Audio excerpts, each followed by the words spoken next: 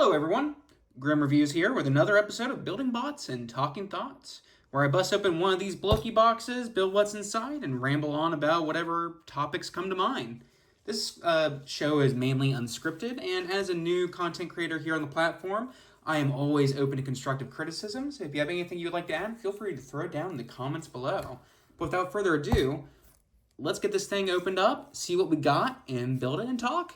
Alrighty, so inside the box you get two different bags here, as well as little building instructions. What I really love about these Blokees is that they all build fairly similar. So they're all kind of a familiar building experience, but when you get those couple kits that have a bit of variation in them, they become very fun. But these are just kind of neat little building kits that you can get.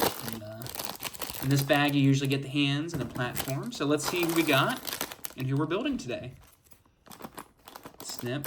Let's hope it's not another duplicate. I got a Megatron duplicate not long ago, or D16, sorry. So, oh, thank goodness. I saw that gray piece and I was afraid it was D16 again.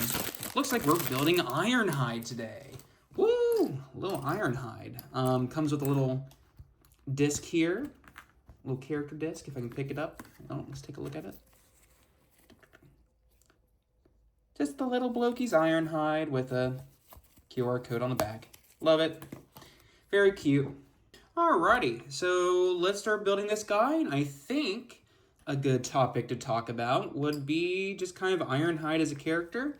I myself don't have much nostalgia for G1 Ironhide. I loved watching G1 as a kid growing up, but he was never really my favorite character. And besides, before then, I had already watched the Bayverse film, so my first initial introduction to the character was this kind of black pickup truck weapons expert with the pug face. So it was always funny going from those Bay designs and then going to the G1 cartoon, where of course everything is so much more colorful and vibrant, and you get a lot more personality from characters like Ironhide. And I'm absolutely butchering this first step here. That's fine. There we go. So we're just going to click those together. Come down, and we're going to attach these little pegs here, which will attach to the feetsies. So Ironhide, at least with the Bayverse continuity, I thought was one of the more interesting Autobots, and maybe that was because we actually saw him in 3 of the films. Probably could have used a little bit more gruff personality like his G1 counterpart, that kind of war-torn veteran kind of situation. You don't really get that vibe from 07 Ironhide, which I don't think you're supposed to. I think he's some sort of Cybertronian. I know there is some lore there, but it's so briefly touched on, if any. But I know he's some sort of separate Cybertronian tribe, I'm pretty sure. So I wish they delved more into the backstory of those kinds of characters. I thought it would have been really interesting. So it was always a shame that we never got that with the 07 films. So his role in, after that, there's, of course, his cameo and animated, but really the Bay films and G1 are really where we've seen him at his strongest. It'd be really nice to see him make a bigger appearance in some other franchises. And if there's something I'm just completely blinking over, let me know. But off the top of my head, it comes very much of a struggle to think about where I saw him last. But that's really all I have to say about Ironhide as a character. So perhaps we move on to the G1 cartoon in general. I've been kind of going back through that recently, the G1 cartoon from the 80s. I've been probably thinking about maybe doing some sort of video on a couple of the episodes from that series. Just the ones I find interesting or that I could make for a fun video. I thought about once about doing Skyfire or Jetfire's first episode and doing something on that. The one time Starscream actually had a friend, that could be funny. Or maybe even like the Dinobot creation episode with Wheeljack. I think there's a lot of potential there too. But it's always fun going back to these older series and just seeing how different, not really how different, how different these characters were depicted back then, especially in season 1. I grew up with the series, like I said, but I only ever owned seasons 3 and 4, and I watched the movie whenever I could rent it from Netflix, back when Netflix did DVD rentals. That was my first experience going through G1, is hoping, you order the DVD online and you just kind of hope and pray that when you get it, it's not in completely terrible shape. And that's how I originally watched G1. But like I was saying, and this is the bad part, I get all rambly and all over the place. But it's just very fun to go back and see how bright and vibrant and colorful, and just overall the kind of vibe it has going for it back then. It's a very laid back and chill. I mean, it's a Saturday morning cartoon for kids that's supposed to promote, it's supposed to get them to buy things, which was the case for a lot of them back then.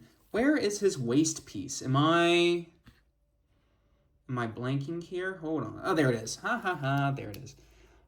So you get all these characters that just stand out by how goofy they are. Prime feels very different from, he is back then from what he would eventually become nowadays. Then you get a bunch of these just fun background characters that I wish we saw more of. Like, I remember just watching an episode and just a voice hitting my ear. It's like, that sounds like Shaggy Rogers. And sure enough, Blue Streak, I think it was Blue Streak. Yeah, it's voiced by, I'm looking up his name because this is going to drive me nuts. So sorry about that. Casey Kasem. He voices Blue Streak, and it's just always neat to go back and hear these voice actors and these different projects when you're older and actually know what to listen for. So it's just been fun to go back through and watch various episodes and just kind of get a feel for these 80s cartoons. I might expand out and try to watch some of, like, perhaps Thundercats, maybe the original 80s Thundercats cartoon, maybe Mask. Mask is another transforming-esque show that I really hope to get a hold of some toys at some point. I would love to cover some of the Mask toys on this channel eventually. I'm already enjoying as is. Did I just use... Hold on a second, what did I do here? Nope, I'm good. I'm on the right track here. It's fine. GoBots. I have a couple GoBots. I just did a short on the GoBots Bug Bite, which is a Volkswagen Beetle that turns into, like, this. He's a bad guy, alien scientist, and, like, he has a big derpy head, and it's very, these were before Transformers as we know them, so it's always interesting to see that kind of history and how something like Bug Bite differs from, I don't know, Optimus Prime, while also still having similarities to, like, the original Ironhide toy that has, no head and just the canopy kind of going on, which, I guess that's another little Ironhide thing. I'd love to get a hold of that toy or Ratchet or something. I don't know. There's just a lot from the pre-2000s or just the 80s era, toy-wise, that they were fun. There has been kind of this... Oh my god, you guys are going to be very upset. I was doing that completely wrong. This is what I get for not fully paying attention. They were made for fun, obviously. Like, it's no secret how advertising focused the 80s were with their cartoons, animated features, and so on and so forth. But we've also lost that sort of fun factor where now, instead of these toys with cool gimmicks and such, you just get nice little collectibles, like the Studio Series. Very nice series of figures, but no kid's really going to find that fun. And maybe that's not the point anymore, and that's fine. But that's why I love looking at the older figures. And, okay, so this is weird. I gotta kind of, like, loop the face on this peg here. And just, there we go. That's a very weird face. Oh, that's kind of creepy. Just kind of hollow. Yeah, have some flames coming out. There we go. But it was a different era, and they're fun to look at. And hopefully, if this channel grows, I'll be able to look at them, because that would be very, very fun. And I'm having just a time trying to get this head on this peg here.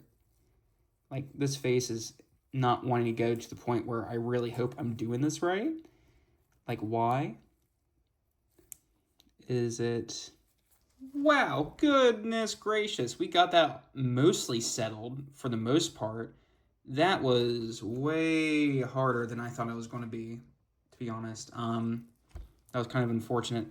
But anyway, I guess closing out here, yeah, I just really hope this channel does well so I can take a look at some more figures and stuff. These building bots videos may continue, may not. Just really depends on if people like them. I might make them more scripted, may not. But either way, I enjoy just rambling about my thoughts about this fantastic series we got going on. And I believe with these last two hands, we will have completed Blokees Galaxy Series Transformers One Ironhide, complete with gun. And whoop, whoop, whoop, whoop, whoop.